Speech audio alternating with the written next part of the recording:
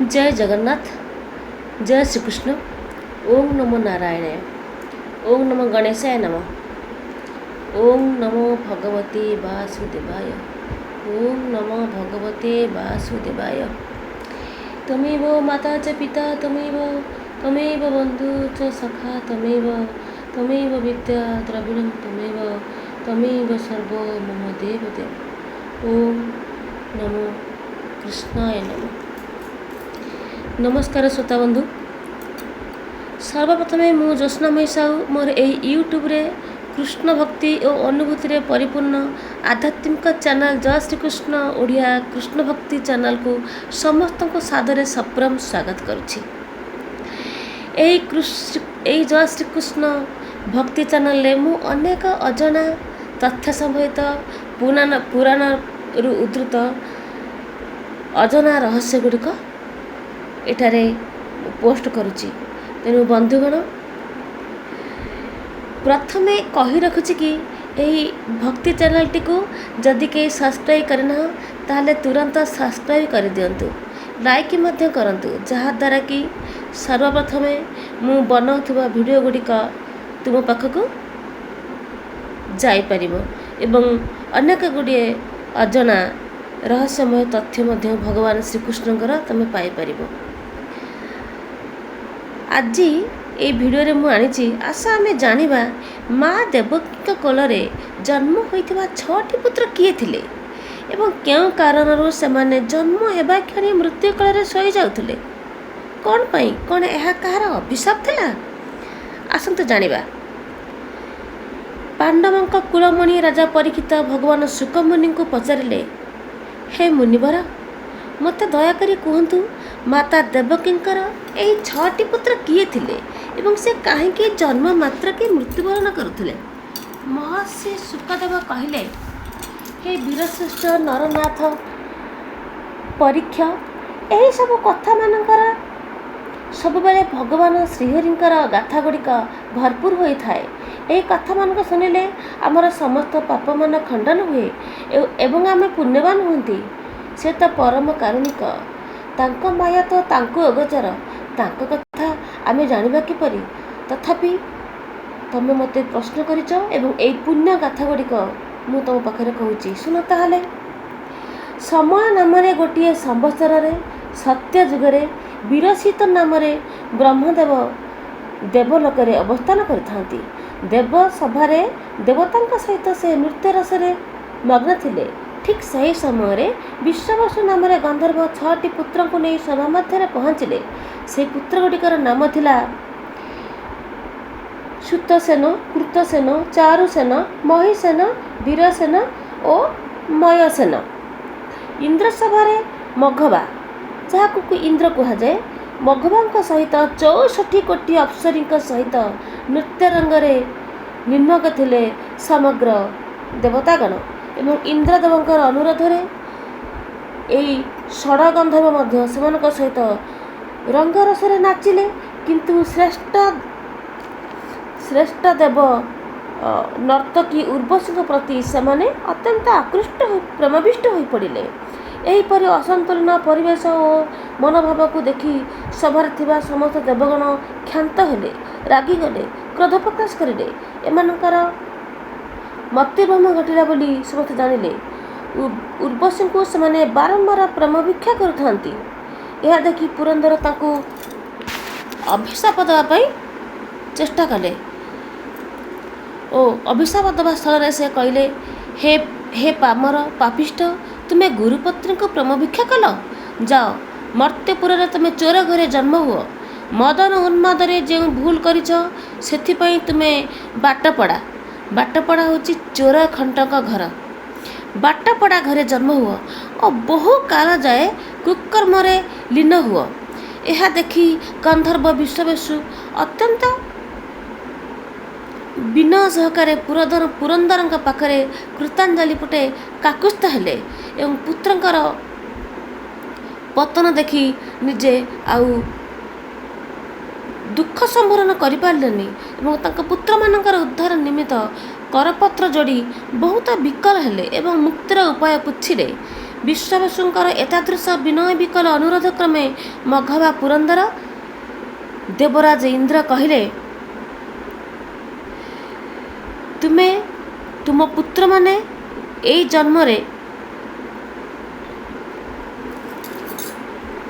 ଏକ ଚୋର ଘରେ ଜନ୍ମ ହେବେ ସତ, ସେଠି ଅନେକ ଅନ୍ୟାୟ କୁକର୍ମ କରିସାରିଲା ପରେ ସେ ଏକ ଉଚ୍ଚ କୁଳରେ ଜନ୍ମଲାଭ କରିବେ ଏବଂ ଏମାନେ ଦେବ ସେବାରେ ଏହିପରି ଆସୁରିକ ପ୍ରକୃତି ଦେଖାଇଥିବାରୁ ଏମାନେ ଜନ୍ମ ମାତ୍ରକେ ଏମାନଙ୍କୁ ଅସୁର ହସ୍ତରେ ନିଧନ ହେବାକୁ ପଡ଼ିବ। ଏମାନଙ୍କର ମୁକ୍ତି ପାଇଁ ଏମାନେ ସ୍ୱୟଂ ବିଷ୍ଣୁ ମାତା ନାରାୟଣଙ୍କର ମାତା ସ୍ୱୟଂ ଦେବକୀଙ୍କ ଗର୍ଭରେ ଜନ୍ମଲାଭ କରିବେ। କିନ୍ତୁ ବାଟପଡ଼ା ଘରେ 12 ବର୍ଷ ରହିବେ ଏବଂ ପିତାଙ୍କ କଥା ମାନି 15 ବର୍ଷ କାଳ ସେମାନେ ମହାପାତକରେ ଲିପ୍ତ ହେବେ। ସେଇଆ ହିଁ ହେଲା। ମର୍ତ୍ତ୍ୟପୁରରେ ବାଟପଡ଼ା ଘରେ ଏମାନେ ଜନ୍ମଲାଭ କଲେ। ପିତାଙ୍କ କଥାରେ ପରିଚାଳିତ ହୋଇ ବହୁ ଅପଯଶ ରଚିଲେ। ବ୍ରହ୍ମ ହତ୍ୟା, ନାରୀ ହତ୍ୟା, ସ୍ତ୍ରୀ ହତ୍ୟା ଆଦି ଅନେକ କୁକର୍ମ ମଧ୍ୟ କଲେ। ବହୁତ ନରହତ୍ୟା କରି ସେମାନେ ସେମାନଙ୍କ ପାଖରୁ ଧନ ଲୁଟ୍ କଲେ ଏବଂ ଅନେକ ପାପକର୍ମରେ ଲିପ୍ତ ହେଲେ। ଠିକ୍ ଏହି ସମୟରେ ବାରାଣସୀକୁ ଏକ ଦ୍ୱିଜବର ବହୁ ଧନରତ୍ନ ନେଇ ତୀର୍ଥ କରିବାକୁ ଯାଉଥିଲେ। ଏହି ଦୁଷ୍ଟ ପାପୀ ତସ୍କରମାନେ ତାଙ୍କୁ ଅବରୋଧ କଲେ ଏବଂ ତାଙ୍କୁ ମାରିବା ପାଇଁ ଗୋଡ଼ାଇଲେ। ଯଷ୍ଟି ଧରି ପିଟିବାକୁ ମଧ୍ୟ ପଛାଇଲେ ନାହିଁ। ସେହି ମହାମାନବ ଦେବର୍ଷି ନାରଦ ତାଙ୍କୁ କହିଲେ, ବାବୁରେ, ତୁମେମାନେ ଏସବୁ କ'ଣ କରୁଛ? ମୋତେ ମାରିବ, କିଛି କଥା ନାହିଁ, କିନ୍ତୁ ଏହି ଯେଉଁ ପାପକର୍ମ ଗୁଡ଼ିକ କରୁଛ, ଏହାର ଭାଗି କିଏ ହେବ? ତସ୍କରମାନେ କହିଲେ, ଆମେ ଯେଉଁ ପାପକର୍ମ କରୁଛୁ ସେଥିପାଇଁ ଆମ ପିତାମାତାମାନେ ଭାଗି ହେବେ, କାରଣ ଆମେ ଏହି ପାପ କରି ଏଇ ଲୋକମାନଙ୍କ ମାରି ଧନ ଲୁଟ୍ କରି ଆମ ପିତାମାତାଙ୍କୁ ଭରଣ ପୋଷଣ କରୁଛୁ। ଦ୍ୱିଜବର ହସିଲେ ଏବଂ କହିଲେ, ଠିକ୍ ଅଛି, ମୁଁ କଥା ଦେଉଛି, ମୁଁ ଏଇଠୁ ଆଉ କୁଆଡ଼େ ଯିବି ନାହିଁ। ମୁଁ ଏଇଠି ବସିଛି, ତୁମେ ଯାଅ ପିତାମାତାଙ୍କୁ ପଚାରିକି ଆସିବ ଯେ ତୁମେ କରୁଥିବା ପାପ ଗୁଡ଼ିକର ସେ ଭାଗି ହେବେ କି ନାହିଁ। ସେଇଆ ହିଁ ହେଲା। ସେମାନେ ଦ୍ୱିଜବରଙ୍କ କଥା ମାନି ତାଙ୍କ ପିତାମାତାଙ୍କୁ ପଚାରିବା ପାଇଁ ଘରକୁ ଆସିଲେ ଏବଂ ପିତାମାତାଙ୍କୁ ସେମାନେ ପଚାରିଲେ, ମା, ହେ ବାପା, ଆମେ ଯେଉଁ ପାପ କରୁଛୁ, ଯେଉଁ ମଣିଷ ମାରୁଛୁ, ବ୍ରହ୍ମହତ୍ୟା କରୁଛୁ, ଅନେକ ଗୁଡ଼ିଏ ଧନ ଲୁଟ୍ କରୁଛୁ ଏବଂ ସେମାନଙ୍କୁ ଆଣିକି ତୁମକୁ ଦେଉଛୁ, ତୁମକୁ ଭରଣ ପୋଷଣ କରୁଛୁ, କୁହ ସେଇ ପାପ ଗୁଡ଼ିକର ଭାଗି କିଏ ହେବ? ତମେ? କିନ୍ତୁ ବାପୁଡ଼ା ବାପ ହସିଲେ, କହିଲେ, କି କଥା କହୁଛ ତମେ? ଏ ହାତର ପାପ ପରା ସେ ହାତ ନେବନି। ତମ ପାପର ଭାଗି ମୁଁ କାହିଁକି ହେବି? ତୁମକୁ ମୁଁ ଜନ୍ମ ଦେଇଛି, ଆମର ଭରଣ ପୋଷଣ କରିବା ତୁମର ଦାୟିତ୍ୱ। ତୁମେ ଚୋରି କର, ତସ୍କରୀ କର, ମଣିଷ ମାର, ବ୍ରହ୍ମହତ୍ୟା କର କି ଗୋହତ୍ୟା କର, ସେଥିରେ ମୋର କୌଣସି ଦାୟ ନାହିଁ। ମୁଁ ତୁମର କୌଣସି ପାପର ଭାଗି ନୁହେଁ। ଏହାପରେ ସେମାନେ ବହୁତ ମନ କଷ୍ଟ କଲେ, ବହୁତ ଦୁଃଖିତ ହୋଇ କ୍ଷୋଭ ହୋଇ ମନରେ ନିଜର କୁକର୍ମକୁ ବାରମ୍ବାର ମନେ ପକାଇଲେ। ଅତୀତକୁ ମନେ ପକାଇ ନିଜ ଜୀବନକୁ ଧିକ୍କାର କଲେ। ଧିକ୍କାର କରିକି ସେହି ଦ୍ୱିଜଶ୍ରେଷ୍ଠ ମହର୍ଷିଙ୍କ ପାଖକୁ ସେ ଆସିଲେ ଏବଂ ତାଙ୍କ ପାଖରେ ତାଙ୍କ ପାଦ ତଳେ ପଡ଼ିଗଲେ ଏବଂ ତ୍ରାହିମାଂ କହି ଆମକୁ ଉଦ୍ଧାର କର ବୋଲି ବିନୟ ଭାବରେ ପ୍ରାର୍ଥନା କଲେ। ଏହି ଷଡ଼ତସ୍କରଙ୍କର କରୁଣତା ଓ ବିକଳକୁ ସହି ନ ପାରି ମହର୍ଷି ନାରଦ ତାଙ୍କୁ ସଙ୍ଗରେ ନେଇ ବାରାଣସୀକୁ ଚାଲିଲେ ଏବଂ ତାଙ୍କ କମଣ୍ଡଳରୁ ଜଳ ଆଣି ତାଙ୍କ ଦେହରେ ସିଞ୍ଚି ଦେଲେ ଏବଂ ସେଠାରେ ସେମାନେ ଭଗବାନ ଶ୍ରୀହରିଙ୍କର ଧ୍ୱନିକୁ ବାରମ୍ବାର କର୍ଣ୍ଣରେ ଶୁଣିଲେ। କାଶୀ ଆଉ ବାରାଣସୀର ବହୁତ ପବିତ୍ର ମାଟି ଏବଂ ଜଳ ଲାଗି ଏବଂ ବାୟୁ ଲାଗି ତାଙ୍କର ସମସ୍ତ ପାତକ ଦହନ ହେବାକୁ ଲାଗିଲା ଏବଂ ସେମାନେ ସେଇଠାରେ ଶ୍ରୀହରିଙ୍କର ନାମ ସଂକୀର୍ତ୍ତନ କରି ନିଜ ଦେହତ୍ୟାଗ କଲେ ଏବଂ ବାରାଣସୀ ଓ କାଶୀକୁ ଯାଉଥିବା ହରିନାମ ସଂକୀର୍ତ୍ତନ କରିଥିବାରୁ ଯମରାଜ ଓ ଚିତ୍ରସେନ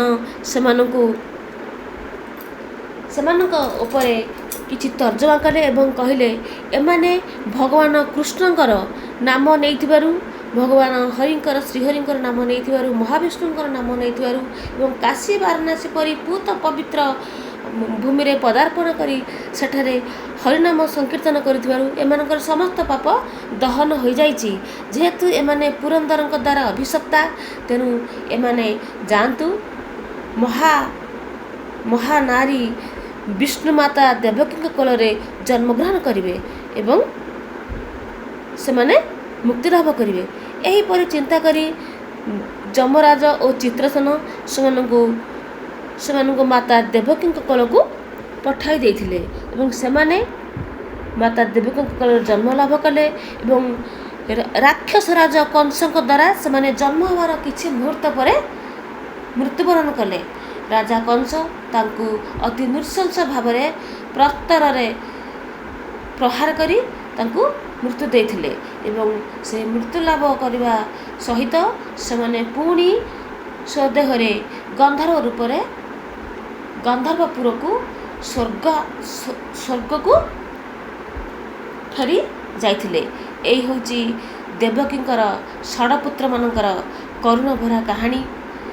ଏଇଥିପାଇଁ ସେମାନେ ମା ଦେବକୀଙ୍କ କୋଳରେ ଜନ୍ମଗ୍ରହଣ କରିଥିଲେ ଏବଂ ପରମ କାରୁଣିକ ଭଗବାନ କୃଷ୍ଣଙ୍କର ନାମ ଜପ କରି ତାଙ୍କର ନାମ ସଂକୀର୍ତ୍ତନ କରି ତାଙ୍କର ନାମ ସଂକୀର୍ତ୍ତନର ରସ ପାନ କରି ସେମାନେ ପୁଣି ପରମ ମୁକ୍ତି ଲାଭ କରିଥିଲେ।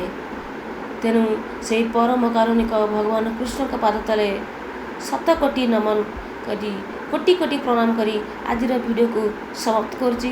ପ୍ରିୟ ଶ୍ରୋତାବନ୍ଧୁଗଣ, ଆଜି ତ ସମୟ ହେଇଗଲାଣି, ଆଜି ଏତିକିରେ ଥାଉ। ପୁଣି ଅନ୍ୟ ଭିଡ଼ିଓରେ ପୁଣି ଆମେ ଆସିବା। ରହୁଛି। ନମସ୍କାର। ଜୟ ଜଗନ୍ନାଥ, ଜୟ ଶ୍ରୀକୃଷ୍ଣ।